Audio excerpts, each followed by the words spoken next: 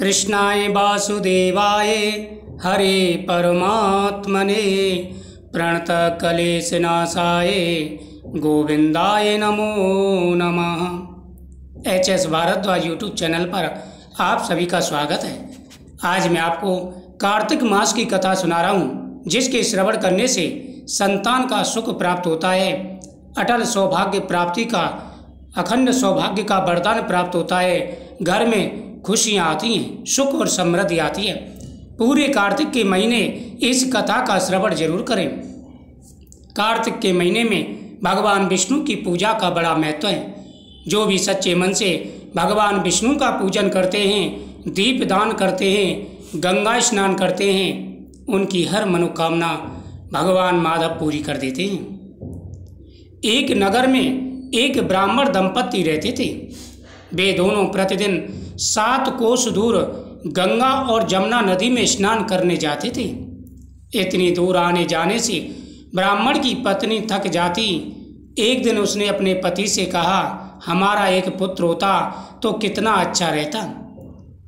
पुत्र के बहू आती तो हमें घर वापस जाने पर खाना बना हुआ मिलता और बहू घर का काम कर देती, मैं जाकर के आराम करती। ब्राह्मणी ब्राह्मण से कह रही है, काश हमारे कोई पुत्र होता। पुत्र की कितनी महत्वता है।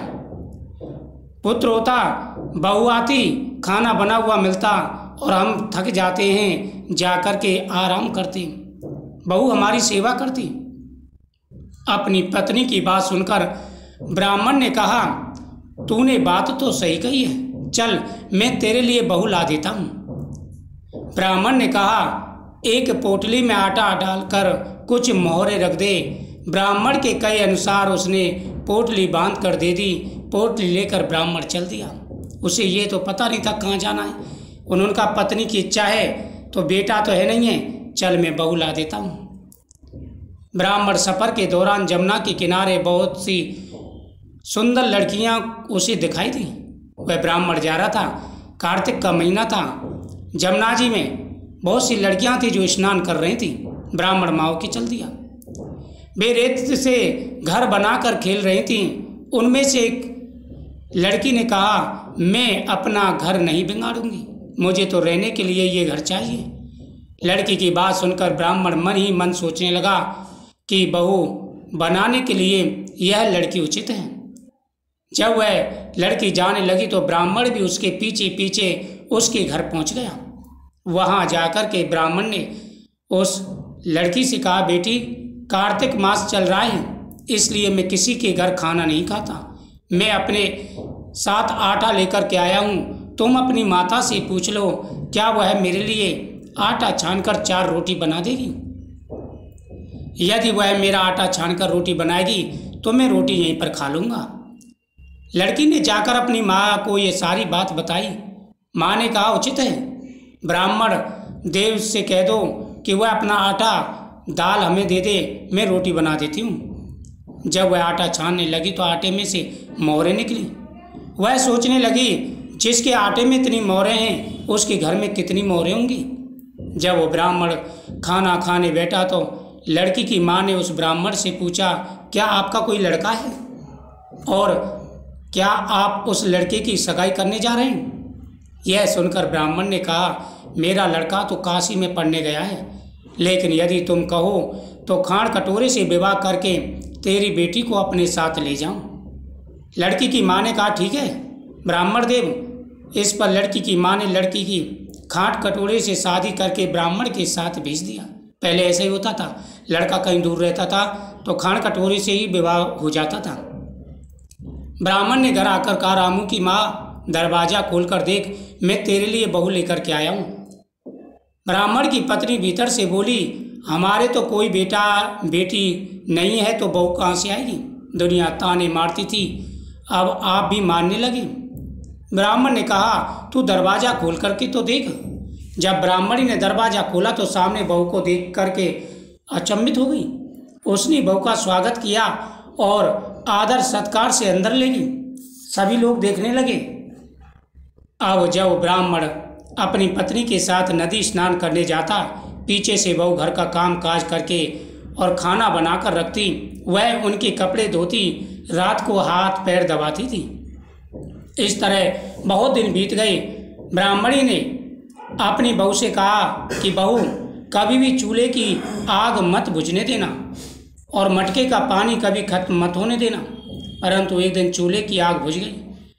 यह देखकर बहू घबरा गई और भागी भागी अपनी पड़ोसन के पास गए। कहा, मेरे चूल्हे की आग बुझ गई है, मुझे थोड़ी आग चाहिए। मेरे सास ससुर सुबह 5 बजे से गए हुए हैं, वह थके हुए घर आएंगे, इसलिए मुझे उनके लिए खाना बनाना है। यह सुनकर पड़ोसन ने कहा, तू तो बावली है, तुझे ये दोनों मिलकर पागल बना रहे हैं। इनके कोई पुत्र नहीं है, ये निसंतान है।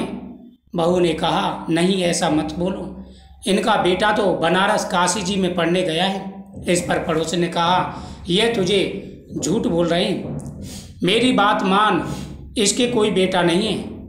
अब बहू पड़ोसन की बातों में आ गई और कहने लगी, अब आप ही बताइए मैं क्या करूं।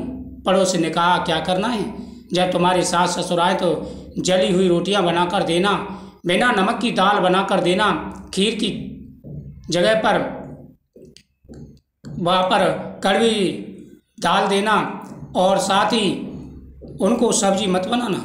जैसा सूखा उनके सामने रखोगी तो वह समझ जाएंगे। पड़ोसन ने उसे अच्छे से सिखा पढ़ा दिया। फिर जब उसके सास ससुर घर आए तो उसने ना तो उनका आदर सत्कार किया, ना ही कपड़े धोए।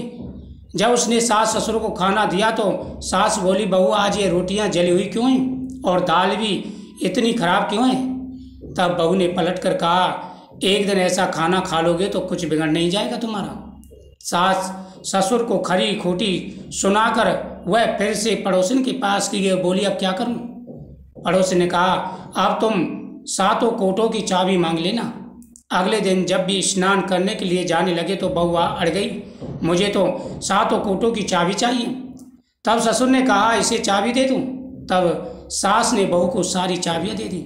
सास ससुर के जाने के बाद जब बहू ने दरवाजे खोले तो देखा किसी में अन्न भरा है, किसी में धन भरा है, किसी कोटे में बर्तन पड़े हैं। जब उसने सबसे ऊपर का 7वां कोटा खोला तो देखा शिव जी, पार्वती माता, गणेश जी, लक्ष्मी माता जी, पीपल पतवारी, कार्तिक के ठाकुर जी, राई दामोदर, तुलसी जी का बिड़वा, गंगा जमुना और 33 कोटि देवी देवता विराजमान है। वहीं पर एक लड़का चंदन की चौकी पर बैठा माला जप रहा है। यह सब देखकर उसने लड़के से पूछा, तुम कौन हो। तब लड़का बोला, मैं तेरा पति हूँ, अभी दरवाज़ा बंद कर दे, जब मेरे माता पिता आएंगे तब दरवाज़ा खोलना।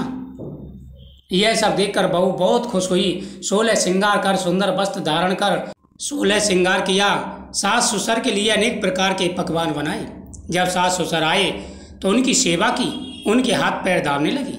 जब उसके सास ससुर घर आए तो उसने उनका आदर सत्कार किया, प्रेम पूर्वक खाना खिलाया, हाथ पैर दबाने लगी।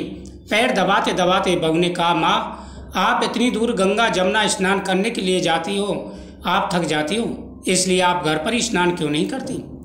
यह सुनकर सास कहने लगी, बेटी गंगा जमुना घर पर तो नहीं बहती।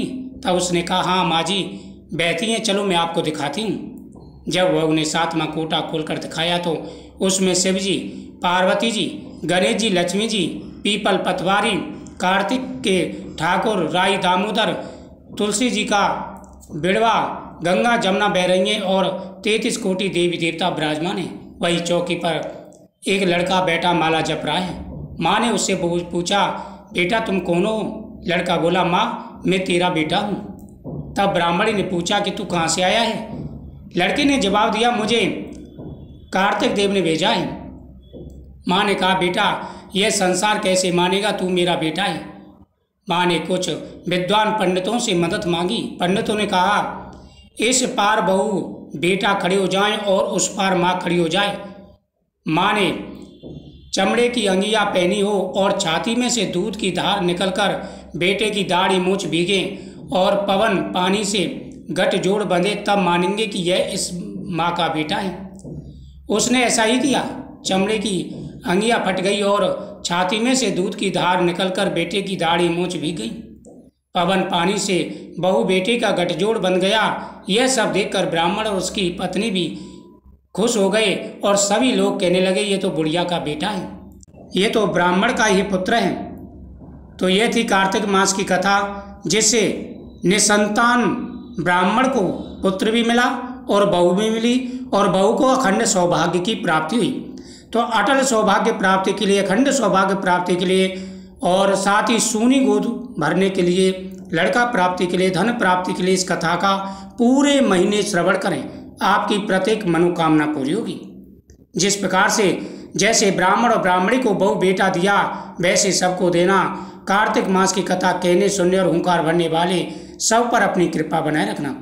बोल कार्तिक भगवान की जय, बोल दामोदर भगवान की जय।